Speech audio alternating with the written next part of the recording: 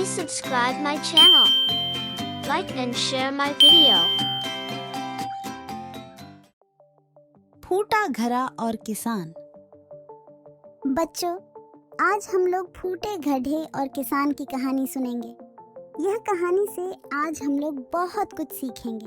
तो चलिए हम लोग कहानी सुनते हैं और कहानी से सीखकर अपने जीवन में उस सीख को अमल करते हैं। खुशीपुर गांव में मोहन नाम का एक किसान रहता था। मोहन एक सुलझा हुआ और बहुत ही मेहनती किसान था। वह अपने छोटे से खेत में दिल लगाकर काम करता और जो भी फसल उसमें निकलती उसी को बेचकर अपना जीवन यापन कर रहा था। एक दिन जब मोहन अपने खेत में काम कर रहा था तो एक घड़े बेचने वाला उस रास्ते से निकला। घड़े ले लो घड़े, घड़े ले लो घड़े, बढ़िया पक्के घड़े ले लो, घड़े ले लो। ये घड़े वाले जरा रुको,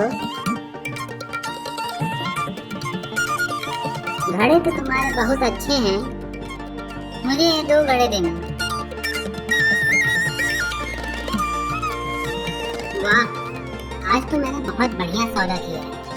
इतने बड़े घड़ों में से तो एक बार में मैं बहुत सा पानी इकट्ठा कर लूंगा और मुझे बार बार नदी पर जाने की भी जरूरत नहीं पड़ेगी। ऐसा करके मेरे समय की भी कितनी बचत हो जाएगी।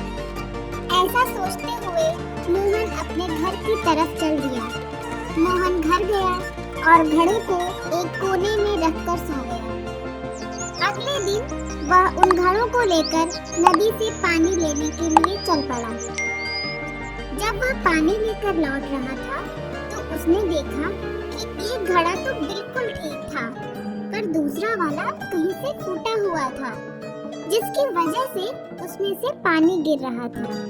मोहन जब दोनों घड़ों को घर लेकर पहुंचा तो देखता है कि सिर्फ 1.5 ही घड़े पानी वह ला पाया है और बाकी का पानी रास्ते में ही गिर गया।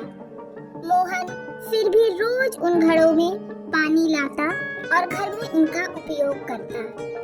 उधर वह फूटा हुआ घड़ा अपनी इस कमी से बहुत दुखी और शर्मिंदा रहा करता था। ये तो बहुत शर्म का बात है कि हम अपने मालिक के कोनो काम नहीं आ पा रहे, खाली आधा ही पानी ला पाते हम, तब भी मालिक हमसे काम ले रहे हैं, क्या करें हम? हाँ मियाँ, तुम कितना बेकार घड़ा हो ना, पूरा पानी तुम रास्ते में ही खराब कर देना। मुझसे कुछ सीखना होना ना। देखा मालिक की मैं कितनी मदद करता। छी मियाँ छी, शर्म आना होना तुमको इस बातों पर।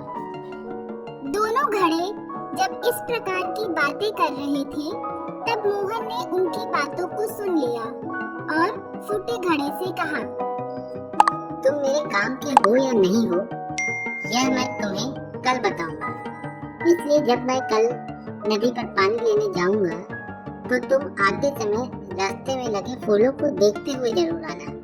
ठीक है मालिक। दूसरे दिन फूटा घड़ा नदी के रास्ते में फूलों को देखते हुए घर आया, जिससे उसे थोड़ी खुशी मिली, पर घर पहुंचकर वो फिर दुखी हो गया और उसका मुंह लटक गया। अरे, तुम तो अभी भी दुखी हो। शायद तुम नहीं जानते कि मैं तुम्हारी यह फूटने की बात पहले दिन से ही जानता था, इसीलिए मैंने रास्ते में फूलों की कुछ बीज लाकर लगा दिए, जिनमें तुम रोज थोड़ा थोड़ा पानी देकर उनकी सिंचाई करते रहे। और देखो, आज तुम्हारी वजह से ही कितने सुंदर सुंदर फूल उन क्यारियों में लगे हैं। फूटे घड़े की आंखें खुशी से चमक उठती हैं और वह बोलता है, सच? क्या ये सब हमारा वजह से हुआ है? ये तो हम कभी सोच भी नहीं किए। हाँ बिल्कुल, और मेरी गुड़िया, और सुनो, अब मेरी आमदनी भी दुगनी हो गई, क्योंकि उन फूलों को मैं बाजार में बेचकर मुनाफा जो कमा लेता हूँ। और एक तुम हो जो बिना किसी वजह के ही इतनी उदास हो रहे हो।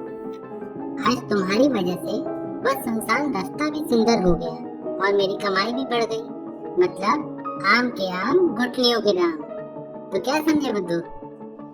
मोहन की यह बात सुनकर दोनों घड़े जोर से हंस पड़ते हैं और उस दिन के बाद से फूटा घड़ा कभी दुखी नहीं होता।